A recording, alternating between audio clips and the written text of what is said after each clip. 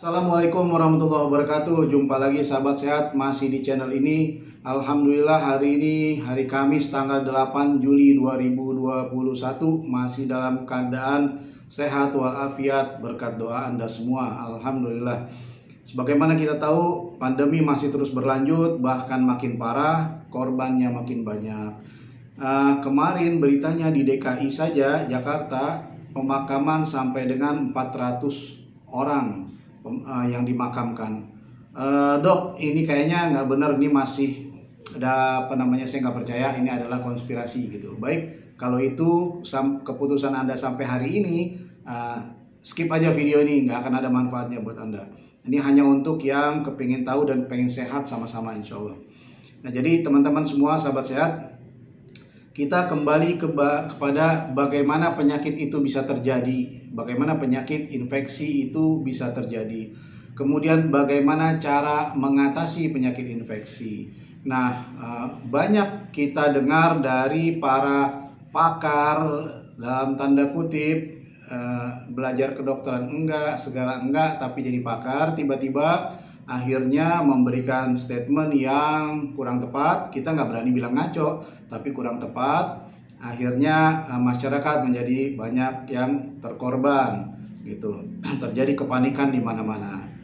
Sebenarnya sahabat sehat, proses terjadinya penyakit COVID-19 ini sama dengan proses penyakit-penyakit yang lain. Ada 3 faktor yang berperan di situ. Yang pertama adalah faktor agent atau penyebabnya. Yang kedua faktor host, faktor pejamu namanya, manusianya. Yang ketiga faktor environment, lingkungan. Faktor agent, siapa agentnya penyebab virus corona ini tipe 2 yang baru? Ada yang bilang ini kan virus lama, coronavirus itu virus lama. Iya, udah ditemukan puluhan tahun, mungkin 100 tahun yang lalu sudah ada barangkali. Tapi ini kan tipe 2 yang baru yang bermutasi gitu. Nah, dari faktor penyebab sendiri ada beberapa juga faktor yang bisa membuat si penyebab ini, si virus ini menjadi sangat letal, dalam arti bisa membunuh manusia dalam jumlah yang banyak. Yang pertama, virulensinya atau keganasannya. Ada virus yang sudah tidak terlalu ganas, misalnya virus influenza, seasonal influenza. Itu flu biasa, kita batuk pilek kan udah biasa, tahunan juga setahun bisa 5-6 kali sakit, betul. Tapi manakala dia berubah virulensinya, keganasannya menjadi misalnya virus influenza H5N1 gitu, flu burung, ya dia bisa membunuh manusia gitu, letal, bahaya. Jadi faktor keganasannya si virus sendiri. Kemudian faktor jumlahnya. Nah, kita ada di satu tempat, misalnya di taman terbuka. Di sana ada pasien yang menderita COVID-19. Dia batuk di sana. Kita dengan jarak 5 meter itu keluar virusnya. Walaupun dia tanpa masker misalnya nih, dia akan tersebar. Nah, mungkin kita tidak akan sampai terhirup virus itu ke dalam saluran napas kita. Tapi jumlahnya yang bisa nyampe ke kita itu mungkin nggak banyak gitu, dibandingkan orang yang ada di satu ruangan tertutup, yang ruangannya kedap, tertutup, dan di situ ada yang sakit COVID-19. Itu kalau dia batuk, di dalam ruang tertutup itu konsentrasi jumlah virusnya itu sangat banyak, dan itu bisa menyebabkan orang yang lain bisa lebih berisiko gitu. Kemudian juga ada faktor yang namanya vektor. Misalnya vektor itu adalah pembawa. Siapa sih yang mindahkan ini dari satu orang ke orang lain? Misalnya demam berdarah. Virus demam berdarah atau virus dengue itu tidak bisa berpindah antara satu manusia dengan manusia lain. Tidak bisa dengan sentuhan, jabat tangan, makan bareng, nggak bisa. Dia harus ada yang memindahkan. Siapa? Nyamuk. Namanya Aedes aegypti. Nah, dia gigit, kemudian dia pindahkan ke orang yang sehat. Begitu cara virus berpindah. Nah, khusus virus SARS-CoV-2 ini kita tahu cara perpindahannya adalah melalui orang per orang gitu. Nah, kemudian faktor yang kedua adalah faktor host, faktor si penjamu, faktor manusianya sendiri.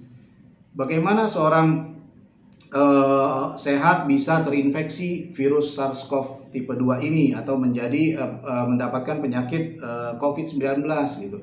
Banyak kan kita udah tahu faktor nutrisinya, faktor kebiasaan hidupnya, apa namanya, misalnya dia merokok, alkohol segala macam, kemudian faktor kelelahan fisik gitu, itu menjadi pengaruh bagi virus untuk bisa membuat orang ini terinfeksi dan sakit gitu. Kemudian faktor ketiga adalah faktor environment, faktor lingkungan sekitarnya. Misalnya lingkungan kita ini sekarang kita berada di musim penghujan, musim dingin, penghujan, orang malas keluar rumah, ada di dalam rumah terus, nggak kemana-mana, matahari nggak ada misalnya. Nah, orang nggak bisa berjemur, nggak bisa keluar menghirup udara segar. Dia ada di dalam satu rumah yang di situ ada orang dengan apa namanya, anggota keluarganya sakit COVID-19, maka lingkungan ini berpengaruh untuk dia.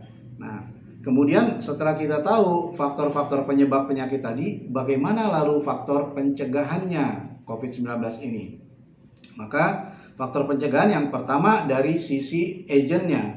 Dari sisi si agent, kita tentu pencegahan kita harus bunuh virusnya. Dengan cara apa? Yang sakit cepat berobat, gitu kan? Mendapatkan obat, kemudian kita putus rantai penularan. Nah, ini sumir istilah ini. Orang dari dulu, dari tahun lalu, mari kita putuskan rantai penularan. Rantainya yang mana? Kita nggak tahu mana rantainya. Ada yang berpikir bahwa itu benar-benar bentuknya seperti rantai barangkali. Kita nggak tahu. Nah, yang dimaksud rantai penularan adalah cara dia berpindah. Bagaimana virus ini berpindah? Yuk kita berantas misalnya penyakit demam berdarah dengan 3M. Mengubur, menguras, dan menimbun kaleng-kaleng bekas misalnya. Supaya apa? Supaya tidak menjadi sarang nyamuk Aedes. Karena kita tahu vektornya nyamuk yang bisa memindahkan virus dengue ini, virus demam berdarah, dari satu manusia ke manusia lain adalah nyamuk. Maka nyamuknya dibasmi gitu kira-kira. Nah, sekarang kalau penyakit COVID-19 yang bisa menyebabkan, yang bisa memindahkan virus ini ke manusia yang lain adalah manusianya, karena dia hidupnya di dalam saluran pernapasan manusia. Maka kalau untuk memutus mata rantai nggak mungkin kita berlakukan seperti nyamuk, ayo kita bantai, nggak mungkin. Ini manusia, harus kita sembuhkan, harus kita obati. Jadi manusia yang sakit segera mencari pertolongan, diobatin dan diisolasi. Nah, makanya di situ ada ada kaidah isolasi mandiri bagi yang sehat atau bergejala ringan, atau dirawat di rumah sakit bagi gejala sedang, berat, bahkan yang kritis gitu. Supaya apa? Supaya terisolir dari orang-orang yang sehat sekitarnya, supaya dia nggak bisa memindahkan gitu kira-kira. Kemudian dari faktor host, pencegahannya apa? Dari faktor penjamu dari manusianya sendiri, perkuat imunitas kita. Nah, kita dokter cuma bisa menghimbau. Jadi ini juga agak keliru nih waktu kita menghimbau perkuat imun, makan makanan yang bergizi. Nah, terus kita ditanya, dok, kita kan sekarang nggak kerja, sedang lockdown, sedang PSBB, PPKM segala macam. Kalau dokter suruh makan bergizi, nah dokter deh yang kasih. Ya, itu bukan tugas dokter untuk memberi masyarakat makanan bergizi. Memberi informasi itu iya tugas kita gitu. Kemudian berjemur, lakukan olahraga ringan gitu. Olahraga keluar rumah boleh dengan pakai masker gitu. Kemudian mencegahnya juga apa dari sisi host. Terapkan 5M itu, cuci tangan pakai sabun, memakai masker, kemudian menjaga jarak, menghindari kerumunan dan menghindari mobilitas. Jangan pindah ke luar kota atau berkunjung dari kota ke kota kalau ada yang sakit gitu ya. Pakai masker. Dok, masker yang benar kan katanya masker N95 yang filtrasinya di atas 95% seperti ini. Betul nggak? Betul. Tapi buat masyarakat bukan ini. Bukan. Ini adalah buat kita, buat dokter.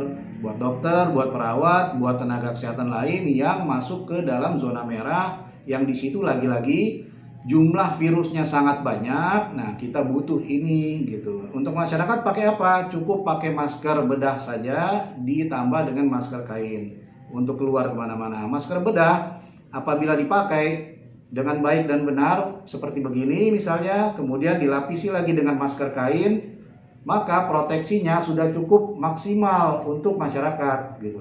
Sudah cukup ini seperti begini, masyarakat bisa misalnya ke pasar belanja, atau apabila ada keperluan lain, membayar listrik misalnya, mengambil uang di ATM dengan pakai ini. Tapi tentu saja hati-hati dengan mencuci tangan menggunakan sanitizer atau air sabun gitu ya.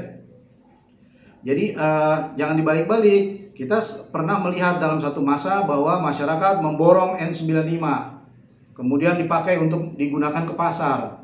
Akhirnya dokter dan perawat yang mau mengobati pasien di dalam zona merah, pasiennya memang ada di situ, virusnya memang banyak, kehabisan N95. Akhirnya recycle, didaur ulang. Akhirnya kita tahu ini didaur ulang nggak bagus, filtrasinya sudah rusak. Jadi dokter-dokter, perawat banyak yang sakit, gitu ya. Nah, jadi kita jangan dibolak-balik. Nah, kemudian faktor lingkungan apa yang bisa kita? Oh, satu lagi faktor host, faktor manusianya. Satu lagi selain memperkuat imunitas tadi, lakukan olahraga, makan bergizi, pakai masker, terapkan 5M, vaksinasi. Dok, vaksinasi bisa mencakup virus dengan varian ini, varian itu enggak? Vaksin membentuk imunisasi dasar yang dibutuhkan untuk pertahanan apabila virus itu terinfeksi. Dokter banyak yang sudah divaksin tapi kena juga. Iya, karena vaksin tidak bisa mencegah orang tidak terkena. Jadi yang bisa mencegah orang tidak kena itu adalah ya ini. Kita pakai berjarak dengan masker, cuci tangan, itu bisa mencegah penularan. Kalau kalau vaksin tidak, dia tetap bisa menular, tetap bisa kena. Tapi insya Allah mudah-mudahan kita sangat berharap vaksin itu bisa menimbulkan memori imunitas pada badan manusia, sehingga apabila virus itu masuk kita sudah kenali dan gejalanya tidak akan seberat kalau belum pernah divaksin gitu. Nah, kemudian faktor lingkungan apa yang bisa kita modifikasi? Faktor lingkungan adalah apa yang dilakukan pada saat ini oleh pemerintah pusat, pemerintah daerah tentang PPKM atau PSBB, sekarang PPKM darurat gitu. Jadi pembatasan kegiatan masyarakat di mana-mana itu adalah modifikasi faktor lingkungan supaya tidak terjadi penumpukan manusia, orang sakit yang kita nggak tahu, OTG tanpa gejala itu di mana-mana, sehingga virus juga akan menumpuk di satu tempat gitu. Makanya dibatasi pergerakan manusia. Mudah-mudahan itu semua berhasil dengan baik dan mengurangi angka kejadian kasus-kasus baru COVID-19, dan semoga kita doakan saudara-saudara kita yang saat ini sedang sakit, sedang dirawat di rumah sakit, yang sedang menjalani isolasi mandiri, agar segera diberikan kesembuhan oleh Allah Subhanahu wa taala dan dapat berkumpul lagi bersama keluarga. Nah, juga satu hal lagi yang kita sangat tekankan bahwa kembalikanlah tugas itu kepada yang berhak gitu. Saya mohon maaf sekali, video ini adalah video yang kita buat lagi setelah sekian lama vakum karena memang kita nggak sempet, kondisinya sudah luar biasa, banyak teman-teman kita yang sakit, tugas kita juga menjadi double, waktunya juga tersita banyak, akhirnya kita nggak sempat untuk update.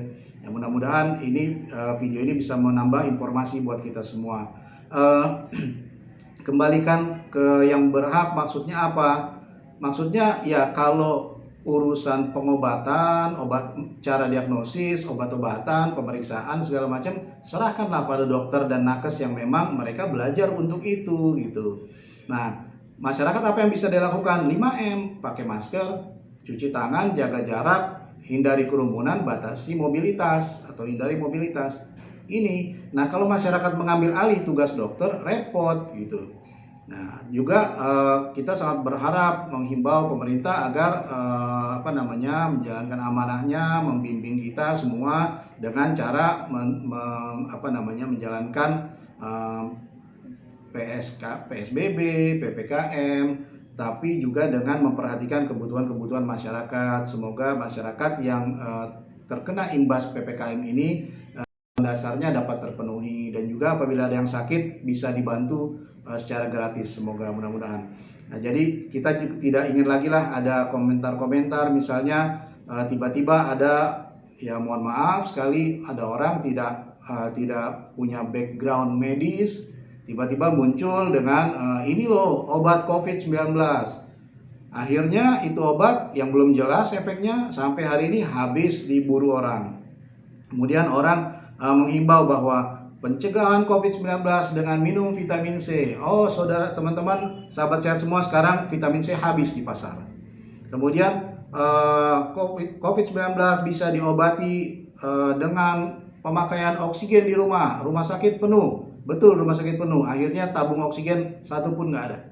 Dokter pun mau cari misalnya untuk kliniknya udah nggak ada. Cari di pasaran tabung oksigen nggak ada lagi, habis. Itu kenyataan kita alami. Saya sendiri 3 kali menanyakan ke toko yang menjual yang biasanya siap sedia stok, belum ada gitu.